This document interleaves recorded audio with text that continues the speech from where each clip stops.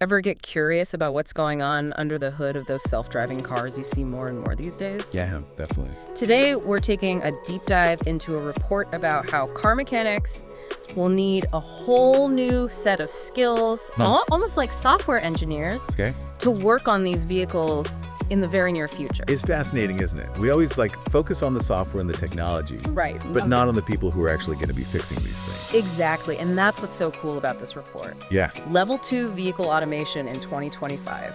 Essential skills for automotive technicians. Wow. It's like a sneak peek into the future of your local garage. Yeah. But first, let's break down what we even mean by level 2 automation. Okay. It's more common than you might think. Yeah, I think so. What comes to your mind when you think of level 2 automation? Well, level 2 automation is basically, it's those driver assistance systems that are becoming standard in cars now. Right. So these are features that you probably already use. Okay. Things like Lane keeping? lane keeping assist, where Yeah. your car helps you stay in your lane, or adaptive cruise control, Oh, right. which automatically adjusts your speed based on the car in front of you. So features that are already making driving a bit easier and maybe even safer, right? Exactly. Yeah. Exactly. Yeah. And you know what's really interesting is that while the driver still needs to be paying attention Of course, yeah. and be ready to take control, Right. this level 2 automation is it's like a crucial step toward those fully autonomous vehicles we keep hearing about. Yeah, right, like a stepping stone on the road to self-driving cars. Exactly. Yeah. A stepping stone. But the report says the shift to level 2 being everywhere, not just in luxury cars, is going to completely change a mechanic's job.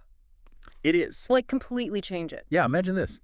You take your car in for a checkup, Okay. and instead of just hearing about oil changes and tire rotations, Right. your mechanic starts talking about software updates and sensor calibration. Wait, sensor calibration? What does that even mean? So remember those features we talked about, like lane keeping and adaptive cruise control? Yeah. Those rely on sensors. Yeah. Radar, LiDAR, cameras Yeah. that act as the car's eyes and ears. Okay.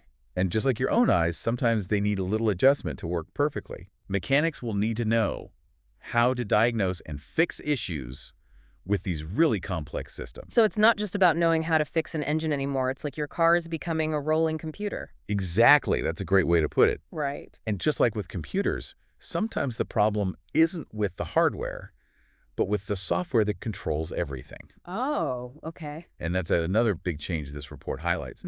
Mechanics will need a certain level of software proficiency. So instead of tightening bolts, they might be debugging code. That's wild. It might sound a little strange, but that's the reality we're moving towards. Wow. For example, say your lane keeping assist starts acting up. Okay. In the past, it might have been a mechanical issue with the steering. Right, right. Now, it could be a software glitch that needs to be diagnosed and fixed. Okay, that's starting to make sense. Yeah. But how does a mechanic even begin to learn about software on top of everything else they already need to know about cars? It's a challenge. Yeah.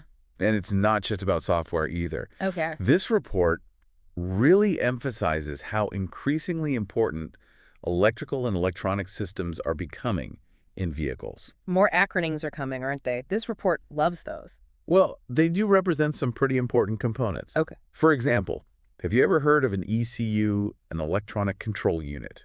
Can't say that I have.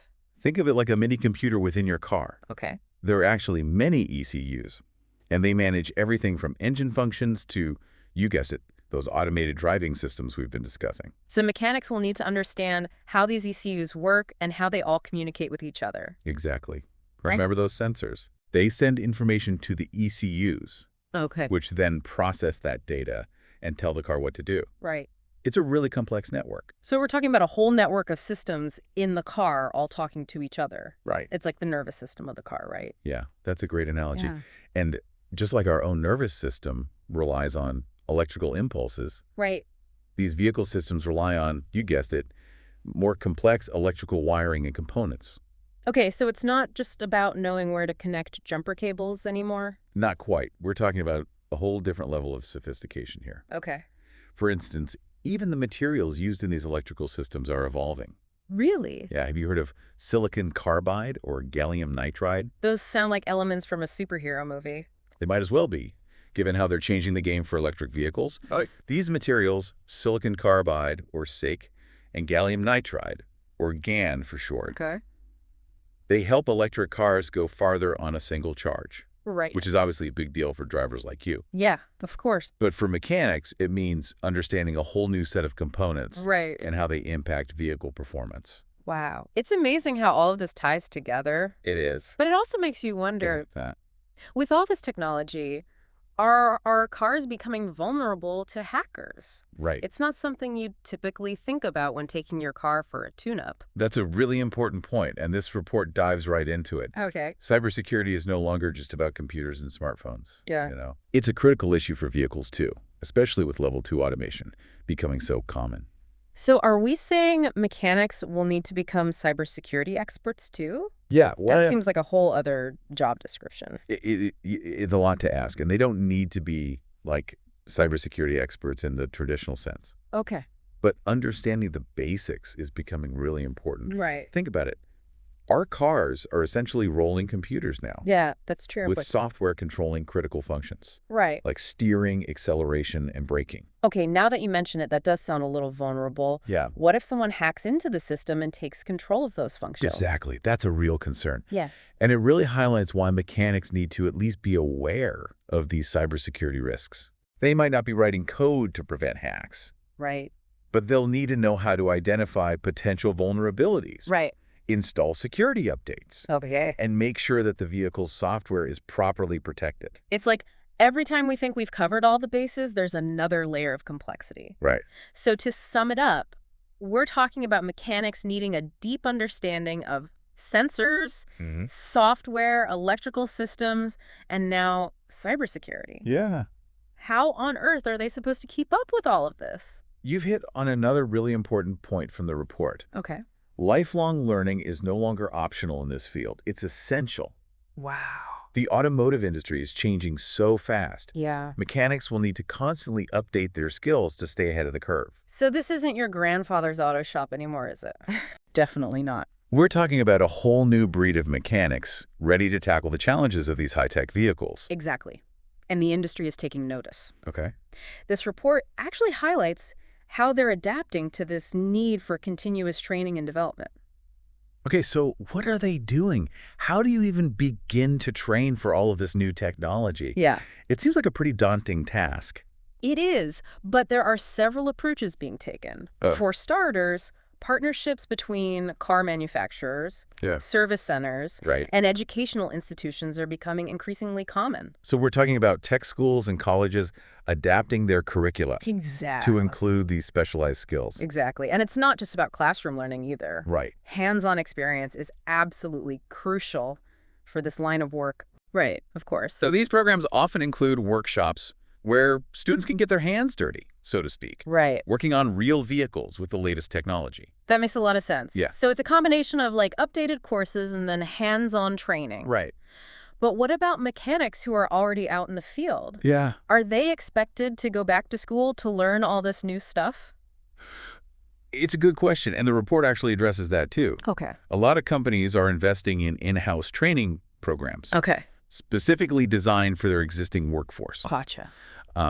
And these programs focus on getting those experienced mechanics up to speed Okay. on the latest tech. So even seasoned mechanics with years of experience are going back to the classroom in a sense to stay ahead of the curve. Exactly. And it just goes to show how important ongoing training and development is in this industry Right. because it's changing so rapidly. Yeah, it's almost as if we're like witnessing the emergence of a whole new profession. Yeah. I mean, will the term mechanic even really make sense Right. to describe these highly skilled technicians in the near future? It's interesting, isn't it? Because we always picture mechanics with wrenches and grease. Right. But the reality is their job is becoming so much more about software and electronics and data. Right. It's like the line between mechanic and software engineer is starting to blur. Totally. Maybe we'll need a new term altogether. Yeah. Cyber mechanic, perhaps? Ooh, I like that. There you go. Right. You've just coined a new term for the 2025 auto shop. But seriously, the takeaway here is that the automotive industry is changing so much. Right. And the skills required to keep those cars running are changing right along with it. Yeah, it really makes you appreciate the complexity hidden beneath those seemingly simple driver assistance features Right. that we just totally take for granted. Yes. It's Well, not magic, it's really a combination of advanced technology and highly skilled individuals working behind the scenes. absolutely. Yeah. And it's something to think about next time you're at the mechanic. Yeah. Don't be afraid to ask them Right. about their training on the latest technology. Right. What have they been doing to keep up with all this stuff? Exactly. Yeah. Exactly. Yeah. Because you want to know that the person working on your car is equipped to handle these really complex systems, right? It sounds like a fascinating but challenging career path. So what does this mean for you, our listeners? Yeah. Well, next time you're at the mechanic, it might be worth asking about their training on the latest tech. Right. After all, you want to know that the person working on your car is equipped to handle all the increasingly complex systems under the hood, right? Absolutely. And here's something else to think about. Okay. What if this skills gap continues to widen? Right. What impact will that have on the cost and availability of repairs down the line? Yeah, could we see a future where getting your car fixed is just way more expensive? Right. And time-consuming simply because there aren't enough qualified technicians to meet the demand. It's a real possibility. Wow. And it just underscores the importance of supporting, education and these training programs that are preparing this next generation of automotive professionals. Well said. Uh, And on that note, we'll wrap up this deep dive into the future of car repair. it's been fun. We've covered a lot of ground today, from the rise of level 2 automation to the evolving skills that mechanics will need to thrive in this new landscape. Absolutely. And if you're curious to learn more, be sure to check out the full report. Yes. The link is in the show notes, and you'll find a lot of fascinating insights into the challenges and opportunities that lie ahead for this industry. And who knows, maybe this deep dive has sparked an interest in a future career as a cyber mechanic for some of our listeners. You never know. The automotive industry is always looking for bright minds who are passionate about technology That's right. and eager to learn. On that note, we'll say goodbye for now. See you next time. Until next time, keep those engines running smoothly. Yes. And remember, stay curious.